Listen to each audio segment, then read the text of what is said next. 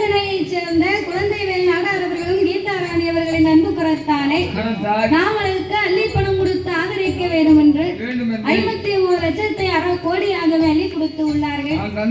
பரிசளித்து பாராட்டிய அன்னாருடைய வழி வம்சங்களும் உற்றார் பெற்றார் உறவினர்களோடு என் மாலை அருளால் எப்படி வாழ வேண்டும் தெரியுமா? வாழ வேண்டும், வளர வேண்டும், வாழ வேண்டும், வளர வேண்டும்.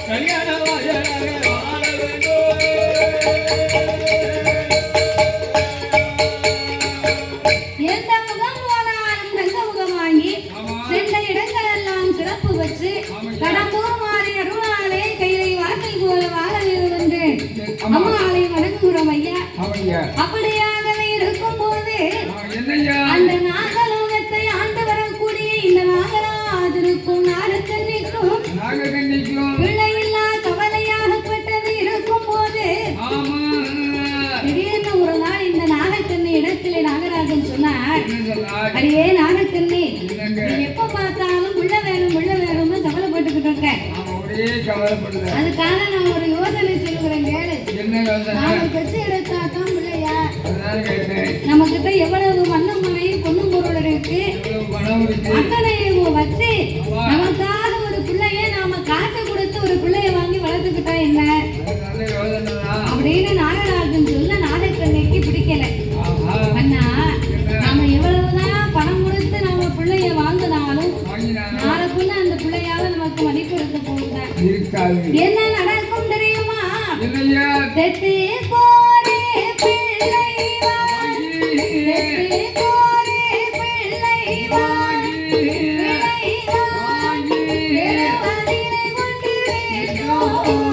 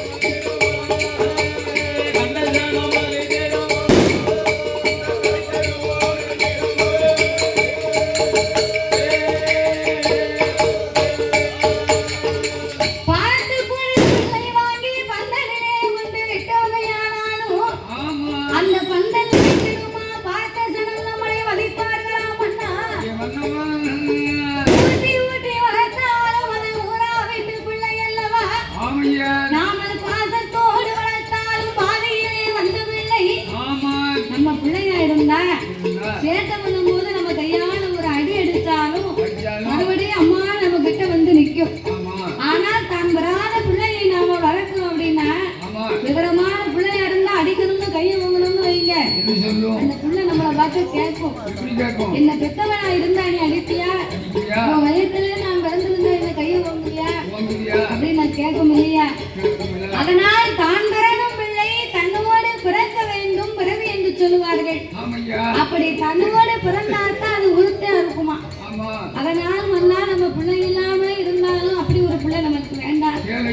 அப்படி என்று சொல்லும் போது இந்த நாகராஜன் மறுபடியும் என்று சொன்னார், சரி நம்ம காசு கொடுத்து பிள்ளைய வாங்கி வளர்க்க வேண்டாம்னு சொல்லிட்டேன். அப்ப இன்னும் ஒரு யோசனை சொல்லட்டுமா? என்ன கல்யாணம் பண்ண நாளையில இருந்து நாகக்கண்ணி சொன்னா, என்னை கல்யாணம் பண்ணின நாளில இருந்து உங்களுக்குன்னு ஒரு பிள்ளை இல்லாம எனக்கு மலடின்னு பேராச்சு, உங்களுக்கு மலடம்னு பேராச்சு. அதனால எனக்கு பதிலா நீங்க இன்னொரு பெண்ணை திருமணம் பண்ணிக்கிட்டா என்ன? எதுக்கு உனக்கு இன்னொரு ஆசையா? இத்தனை வயசுல உனக்கு இவ்வளவு ஆசை இருந்தா, இத்தனை வயசுல இருந்த ஒரு ஆசை இருந்தா இப்போ கல்யாணம் முடிக்கலாம்னு வேற இருக்கு. ஆட்சி கேட்டாலே உன்னை ஆயிரங்கால கொண்டே அடிப்பா. அதான் விளக்கு மாதிரியா நீ வந்து ஆசைப்பட்ட கல்யாணம் முடிக்கிறது ரெண்டாவதுன்னு சொன்ன உடனே, ஆனா மறுபடியும் இந்த நாகராஜன் நாகக்கண்ணிய பார்த்து என்ன சொன்னார் தெரியுமா? கோடி பொண்ண கட்டினாலும் கட்டினாலும் கட்டினாலும் உங்கனக்கு போல கிடையாதம்மா கிடையாதம்மா, உங்கனக்கு போல கிடையாதம்மா.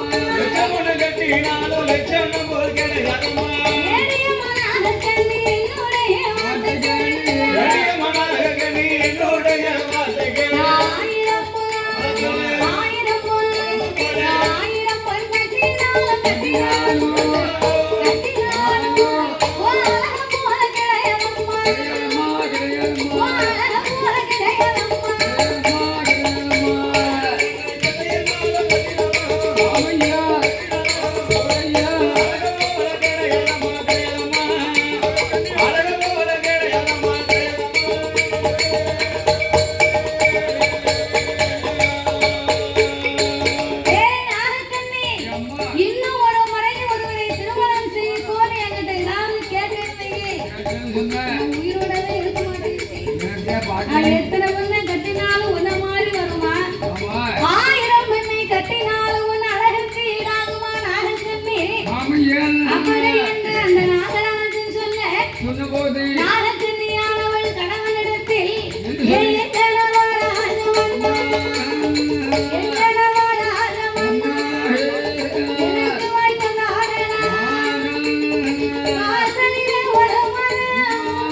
எனக்கு வந்து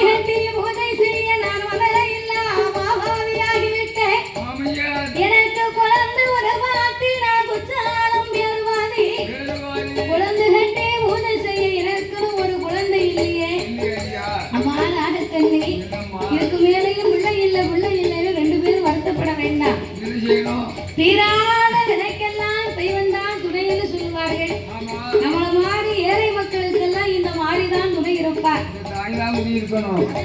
ஆமா, பிள்ளை வர வேணும்னு சொன்னா கடவுளை நினைத்து காலமெல்லாம் நாம தவமுறை போண்டி என்று நாகராஜனும் நாகத்தின்னையும் சிவபெருமான எண்ணி நாம தவம் இருக்க வேண்டும் என்று வரும்போது இந்த பொன்னான வேளையில் பாடும் நாமனுக்கு பரிசளிக்க வேண்டும் என்று அன்பும் பண்பும் பாசங்களும் நிறைந்து நாமளுக்கு அள்ளி பணம் கொடுத்து ஆதரித்த அன்பு உள்ளம் அருமை செல்வச்சீமானவர்கள் ஆலயத்திற்கு வருகை தந்திருக்கக்கூடிய நம்மளுடைய வெள்ளிசெய்ய அன்பு பாராட்டி ஆலயத்திற்கு வருகை தந்திருக்கக்கூடிய வெள்ளி ஆணையின் சார்பாக நாமளுக்கு 51,00,000 அன்பளிப்பாகவே 1/2 கோடியாக அள்ளி கொடுத்து உள்ளார்கள். யானைக்கு ஒரு ஆசை.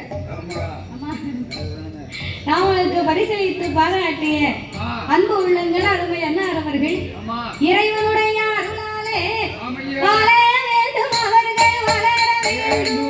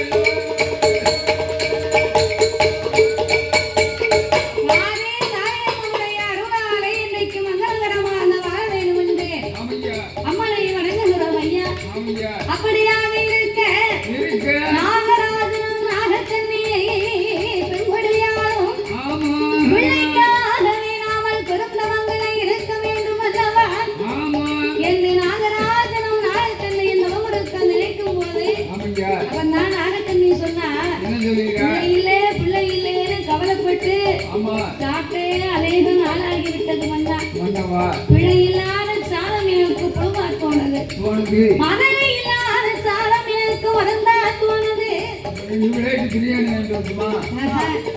பிரியாணி உங்க வீட்டுக்காரிகளை கூட நல்லா சாப்பிடுவா. அதாவது அந்த அம்மா ஏன் குழந்தை இல்லாத சாதம் குப்பையா இருக்குன்னு சொன்னா தெரியுமா? அந்த காலத்திலே விளைந்தாலும் அடைந்தாலும் தாய்மார்கள் காட்டுக்கு வேலைக்கு போயிருக்காங்க. அப்போ காட்டுக்கு வேலைக்கு போனாங்கன்னா எங்க அம்மா அதிகாலையில 4 மணி 5 மணிக்கு எழுந்திருச்சிருவாளாம். 4 மணி 5 மணிக்கு எழுந்திருச்ச உடனே அவசரமா போகுது ஒரு 7 மணியை போல எழுந்திருச்சாங்க. இப்ப உள்ள தாய்மார்கள் 8 மணிக்கு தான் எழுந்திருக்காங்க. எங்க வீட்டுல ஒரு பிள்ளை இருக்கு, என்ன 9:30 மணிக்கு தான் எழுந்திருக்கும். போன் போட்டா 10 மணியை தாண்டி போடுங்க அப்படின்னு சொல்லுவோம் என் மகா. ஆமா பரவாயில்ல, நல்ல ரெஸ்ட் எடுத்தா தானே நல்லா வேலை பார்க்க முடியும். அந்த காலத்துல முன்னால தூங்கி முன்னால எந்திரிப்பாங்களாம். பின்னால தூங்கி முன்னாலைனா ராத்திரிக்கு எல்லாரும் தூங்குவதற்கு முன்னால எல்லாருக்கும் சாப்பாடு கொடுத்து அந்தந்த வேலையை பார்த்து மிச்சம் இருந்தா தண்ணியை ஊத்தி போட்டு அந்த அம்மாவும் மிச்சம் இருக்கிறத ஒரு வாய் சாப்பிட்டுட்டு அந்த அம்மா தூங்கணும்னா எல்லாத்துக்கும் பிறகு தூங்க 11 மணி ஆகும். எல்லாரும் தூங்குன பிறகுதான் தூங்குவா. காலையில எந்திரிக்கும் போது யாருமே எந்திரிச்சிருக்க மாட்டாங்க. எல்லாத்துக்கும் முன்னால காலையில 4 மணிக்கு எந்திரிச்சிருவாளாம். அதான் பிந்தி தூங்கி முந்தி எந்திரிக்கிறது பெரியவங்க சொல்லுவாங்க. அப்ப 4 மணிக்கு எந்திரிச்சு எந்திரிச்ச உடனே முதலாவது போய் 4 படி சோளத்தை ஊற போடுவா. ஆமா, சோளத்தை எதுக்கு ஊற போடுவாங்க? பணியாரம் வேணும்னா திருநெல்வேலி பஸ் ஸ்டாண்டுக்கு தான் போகணும். பணியாரத்துக்கு இல்லையா சோளத்தை ஊற போடுவாங்க அப்படின்னா சோளக்கஞ்சி காய்ப்பாங்களா. அப்போ இந்த 4 படி சோளத்தை ஊற போட்டு ஊறினதுக்கு பிறகு மாமியாரும் மருமகளும் சேர்ந்து ஊறின சோளத்தை மாட்டு வழக்கு போட்டு மாங்கு மாங்குன்னு இடிப்பாளாம். அந்த காலம் மாமியாரும் மருமகளும் மாட்டு வழக்கு போட்டு இடிச்சா இப்போ மாமியார் மருமக கையில ஒரு உலகத்தையை கொடுத்து பார்ப்போம். என்ன ஆகும்? மாமியார் மண்டைய மருமக உடப்பா, ஐயோ மருமக மண்டைய மாமியார் உடச்சிடலாம். இது எங்க ஆமா இது நடக்கும்? மாமியாருக்கு முன்னால மருமக தான் முதல்ல ரெடியா இருப்பான்னு வச்சுக்கேன். அதே போடி விளாட இவ்வளவு கூட்டம் இருக்குன்னு வச்சுக்க, இவ்வளவு கூட்டத்திலையும் யாரெல்லாம் மாமியார மருமகளும் பக்கத்துல இருக்கீங்கன்னு கையை தூங்க பார்ப்போம். ஒரு ஆளு கூட இல்லையே. யதார்த்தமா கூட உட்கார்ந்து இருக்கேன்னு பார்த்து யதார்த்தமும் இல்லை. அந்த அளவுக்கு நீங்க ஒத்துமையா இருக்கு, இதுல தெரியுது. அந்த காலத்துல அப்படி இல்ல. அப்ப ஒத்துமையா இருந்தாங்கன்னு சொல்றதை விட மாமியாருக்கு பயந்து போய் மருமக நடப்பாராம். இப்ப பூரா மருமகளுக்கு பயந்து போய் இந்த மாமியார் நடந்துகிட்டு இருக்காங்க. இருக்கு தெரியுமா? ஏற்கனவே கொடுக்கறது ஒருவேளை சாப்பாடு, கொடுக்கற ஒருவேளை சாப்பாட்டுலயும் மண்ணு வந்துடக்கூடாது. அதுக்குதான் இப்படி. அப்ப மாமியார மருமகளை மாட்டு விளக்கு போட்டு இடிச்ச சோளத்தை நல்ல மண் பானையில துரு துரு துருன்னு வேக வைப்பா. அந்த சோளச்சோறு மணக்கும் போது அப்படி மணக்குமா சோள கஞ்சி. அந்த சோள கஞ்சி கீழே இறக்கி வச்சு அந்த சோள கஞ்சிக்கு கூட்டு எழுதுங்க முறக்கருவாடு. முறக்கருவாடை கங்கல்ல போட்டு பிரட்டி அப்படி ஒரு பிரட்டு இப்படி ஒரு பிரட்டு சுட்ட கருவாடு. சுட்ட கருவாடு 8 வீட்டுக்கு வணக்குமா. ஆமா. இப்போ யாராவது கருவாட்டு குழம்பு வச்சாங்கன்னா எப்படி இருக்கும்? இப்போ பூரா கருவாட்டு குழம்பு வைக்கவும் தெரிய மாட்டுக்கு, வச்சாலும் அந்த மனமும் இருக்க மாட்டுக்கு. ஏன் இருக்க மாட்டுக்கா? கருவாடு நாரக்கூடாதுன்னு தாய்மார்கள் பூரா கமாம் சோப்பு போட்டு கழுவுதா கத்துக்கோ. கமாம் சோப்பு போட்டு கழுவுனா கமாம் சோப்பு வாடதான் வரும். அப்ப இந்த அம்மா சுட்ட கருவாடோட கண்ட துணியில சுத்தி ஒரு பிடி பிடிக்கும் ஒரு பித்தாள தூக்கு பாத்திரம். தூக்கு பாத்திரத்தை சோள கஞ்சி ஊத்தி ஒரு நல்ல சின்ன பெட்டியில தூக்கு பாத்திரம் ஒரு கலவெட்டு இந்த கருவாடு ஒரு துண்டு இதையும் போட்டு வச்சுக்கிட்ட சும்மா வச்சு அந்த அம்மா காட்டுக்கு வேலைக்கு வருவா. காட்டுக்கு வேலைக்கு வரும்போது சும்மா வருவா. காட்டுக்கு வேலைக்கு வரும்போது ஏந்தும் பிள்ளை இடுக்கும் பிள்ளையோடு காட்டுக்கு வருவாளா. ஏந்தும் பிள்ளைனா அந்த அம்மா இடுப்புல 2 வயசு பிள்ளை இருந்தா வயத்துல 6 மாசத்து கற்பு இருக்கும். அப்படியே அப்ப வேலை பார்த்திருக்காங்க. பிறகு இந்த மாசம்னு கணக்கு கிடையாது, இத்தனை நாள்னு கணக்கு கிடையாது. குழந்தை சனிக்கதும் தெரியாம பிறக்கதும் தெரியாம அப்போ என்னைக்கு பிள்ளை சனிச்சாச்சுன்னு டாக்டர் சொல்லுதாரோ அன்னையில இருந்து இந்த அம்மாக்களுக்கு பூரா ஒரே பெட்ரெஸ்ட். அவ அந்த ஐயா வந்து ஒரு டீ கேட்டா சொல்லுதா ஒரு 10,000 வச்சிருக்கேடா. ஒரு டீக்கா 10,000. டாக்டர் கீழே இறங்க கூடாதுன்னு சொல்லியிருக்காரு. நான் டீ போடணும்னு இறங்குறது என்னமோ ஆயிட்டுனா உங்க கையில தான் இருக்கு, எனக்கு தெரியாது. அப்ப இந்த காலத்துல அப்படி இருக்கும்போது அப்ப உள்ள தாய்மார்கள் எல்லாம் ஏந்தும் பிள்ளை இடுக்கும் பிள்ளையோட காட்டுக்கு வேலைக்கு போனா ஆலமரத்து விழுது இந்த பிள்ளைய உறங்க வச்சு வீட்டுக்கு வர்றதுக்கு வரைக்கும் அந்த புள்ள அதுவாட்ட தொட்டுல உறங்கும். நம்ம 2 மணி வரைக்கும் நல்லா வேலை பார்ப்போம். வேலை பார்த்து ஒத்தையால சாப்பிடணும் பாரு. அதுக்கு அந்த பிள்ளைய முன்னால வச்சு அந்த அம்மா சோள கஞ்சியை தூக்கி வைப்பா. அந்த சோள கஞ்சியை திறந்து இந்த பிள்ளைக்கு சாப்பாடு கொடுக்கணும் பாரு. தூக்கு பாத்திரத்தை மூடியில சோள கஞ்சியை ஊத்துவா. ஒரு கையில சோள கஞ்சி ஒரு கையில முறை கருவாடு. அந்த பிள்ளை இருக்க அழக பாத்தியோ பாக்குறது ஒரு மாதிரியே இருக்கும்.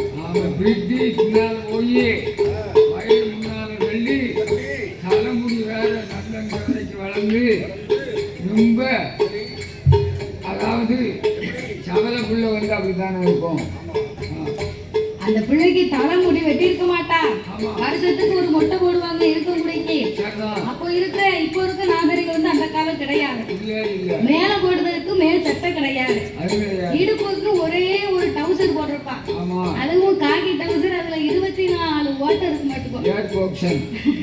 அந்த 24 ஓட்டை இருந்தாலும் அந்த டவுசரையும் போட்டுக்கிட்டு முன்னால மூக்கு 11 வடியும். அந்த பிள்ளைய பார்த்தா பெத்தவா சீன்னு சொல்ல மாட்டா. பிள்ளைய தங்கமா தூக்கி வச்சு இந்த சோள கஞ்சி முடக்கருவாடை கொடுத்தா அந்த பிள்ளை சோள கஞ்சி பார்த்த உடனே அவ்வளவு ஆசையா சாப்பிடுமா. சோள கஞ்சி ஒரு குடி, முள கருவாடை ஒரு கடி, முன்னால வார மூக்க ஒரு உரி. இந்த சோள கஞ்சிக்கும் முன்னால வார மூக்குக்கும் உப்பு கருவாட்டுக்கு இதமா இருக்கும். இந்த பிள்ளை சாப்பிடும் போது இந்த மூக்க உறிஞ்சி சாப்பிடுவோம் பாரு.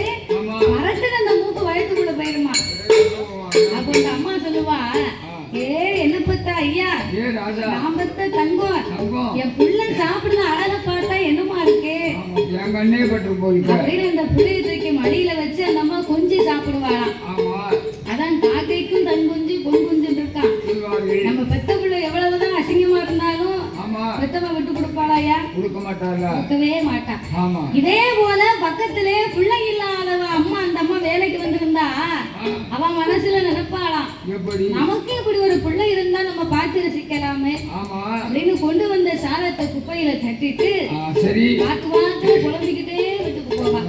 நாலு குழம்பு அதைத்தான் இந்த நாகக்கண்ணி சொன்னா, என்ன சொல்லி பிள்ளை இல்லா சாதமானே, பிள்ளை இல்லா சாதமானே, உலகாயிருக்குதே, மழை இல்லா சாதமானே, மனது போல இருக்குதே, குழந்தை இல்லா சாதமானே, குழந்தை இல்லா சாதமானே, அண்ணா குப்பையாக குழந்தை.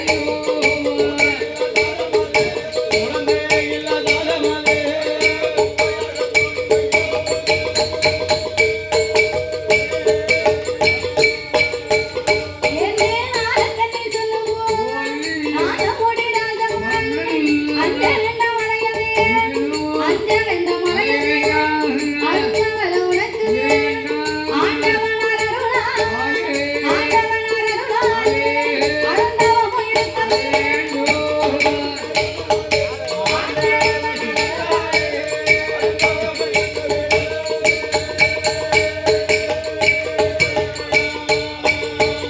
என்னே நாகமுடி ராஜமான், நாகக்கண்ணி வெண்கொடி, தவம் இருக்க வேணுமே, தவத்தான அரங்கனே, சாந்து கொண்டே தலைவருகே, சந்தனத்தால் கோலம் போட்டார், மாவு கொண்டே தலைவருகே, மஞ்சளாலே கோலம் போட்டார், பாரு கொண்டே தலைவருகே, பன்னீராலே கோலம் போட்டார், கோலம் போட்ட இடம் அது, உரத்த வாழை இறைவனே, நாயகன விழித்துவே, இடனாலே நிறம் மலரும், வெற்றடையின் தேங்கப்பழம், தீபங்களை ஏற்றி வை, தாழக் குழியவே, தாழமெல்ல குழியவே, ஆயிரம் உலகம் போலாம்.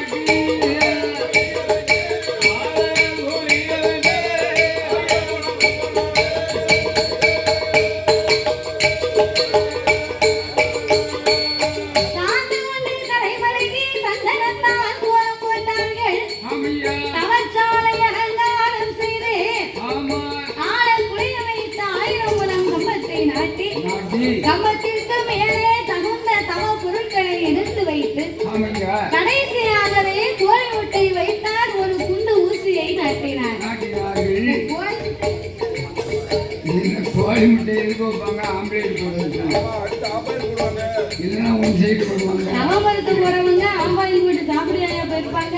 அப்புறம் எதுக்கு நீங்க தவத்திலே கொண்டு போய் இந்த கோழி முட்டையை வைக்கிறாங்கன்னு சொன்னா அதுல ஒரு பக்தி இருக்கு. இல்ல இவர்கள் தவமாகப்பட்டது முக்தி பெற வேண்டுமானால் வேண்டுமானா அந்த தவத்திலே கரு இருந்தால்தான் அதுல போய் உரு ஏறுமா. அப்படியா அதுக்குத்தான் இந்த கோழி முட்டையை வைத்தால் அதுக்கு மேலே ஒரு குண்டு ஊசியை நாட்டினார். அது கோழி முட்டை ஆம்லேட் நீ திண்ணி கொண்டாடுற உனக்கு அதான் தெரியும்.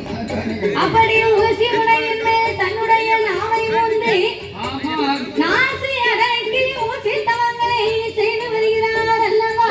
ஆமையா அவர் எப்படி தவம் இருக்கிறார்கள்? எப்படி உண்ணாமல் உறங்கினார், உண்ணாமல் உறங்கினார், உடலில் வந்தாத வாடை மரபு, அண்ணாந்த நீரது ஆண்டவன் திருக்குறள் மறந்தினார்,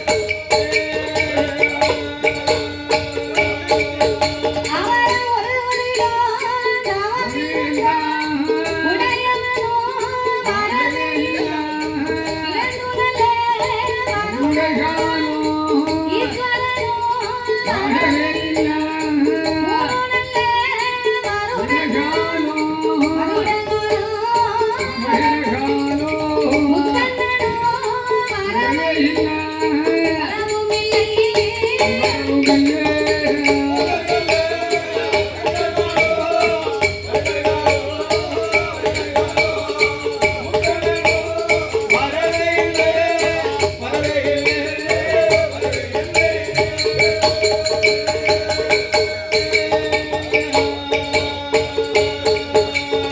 நான்கு ஐந்து வருட காலங்களாகவே தவம் இருந்தார்கள். அப்பொழுதும் நாதன் சிவன் வரவே இல்லை. 10, 12 வருடமாச்சு. இந்த வருடம் வருவார், நாளைக்கு வருவார்னு எதிர்பார்த்து காத்திருக்கேன். 12 வருடமும் பகவான் சிவபெருமான் வந்து பாடில்லை. ஒருவேளை நம்ம தவத்தில்தான் ஏதாவது குற்றமுறை இருக்குமா? ஒருவேளை நாம தவறாகத்தான் தவங்களை செய்திருப்போமா என்ற ஆண்டவனை எண்ணிய அழகு புலம்பினார்கள். ஆண்டவனே பகவானே சம்போ சங்கரா, ஆண்டவனே பகவானே சம்போ சங்கரா, ஆரண்யாசையின் தவத்தை பாரு, இந்த ஆதியாசையின் தவத்தை பாரு.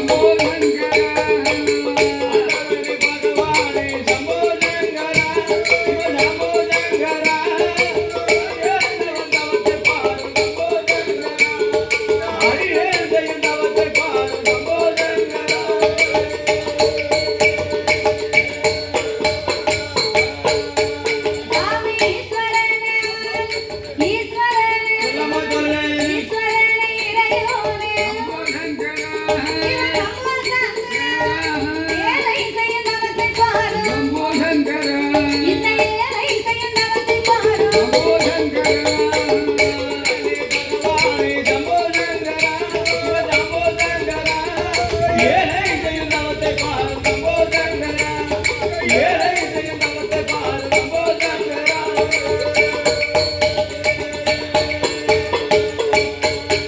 சாமி என்ன குற்றம், நான் என்ன குற்றம், நான் என்ன குற்றம் செய்தேனோ, இவன் சம்போ சங்கரா, தாராம இருப்பதேனோ, எங்களை தாராம இருப்பதேனோ.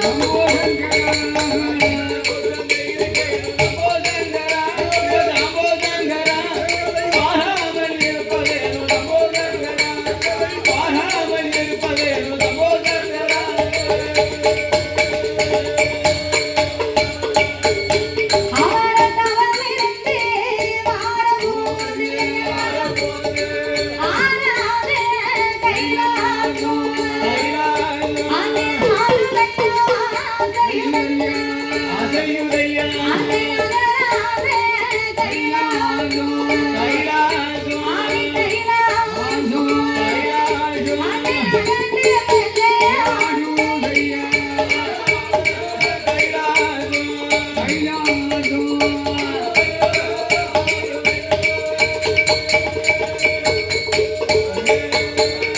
ஆனாத கைலாசம் ஆடுகின்றதே, அசைகின்றதே, நகராத கைலாசம் நகர்ந்து மெல்ல ஆடும்போதே, அப்ப ஏறிட்டு பார்த்தான் இறைவனாகிய சிவபெருமான். ஒரு நாளும் எல்லா திருநாளாக இந்த கைலாசம் ஏன் இன்னைக்கு இப்படி ஆடுது, அசையுது? ஒருவேளை இந்த கைலாசத்தை நோக்கி யாரும் வருகிறார்களா? ஆணி வேறு அங்கிருந்தா அடியோட தான் சார்ந்துரும்.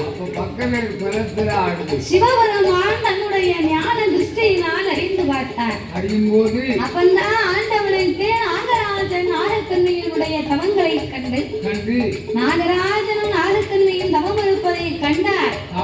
கண்டும் காணாதவரை போலவே கடவுள் சிவபெருமான் இருந்தார். ஏன் தெரியுமா? இருவேர்களுக்கும் பிள்ளை இல்லை என்பது இறைவனுக்கு நல்லாவே தெரியும். அப்போ இந்த ஆண்டவன் கண்டும் காணாதவரை போல் களி உலகமெல்லாம் வடிவிறக்க புறப்பட, இந்த பொன்னான வேளையில் பாடும் நாமனுக்கு பரிசளித்த அண்ணாதவர்கள்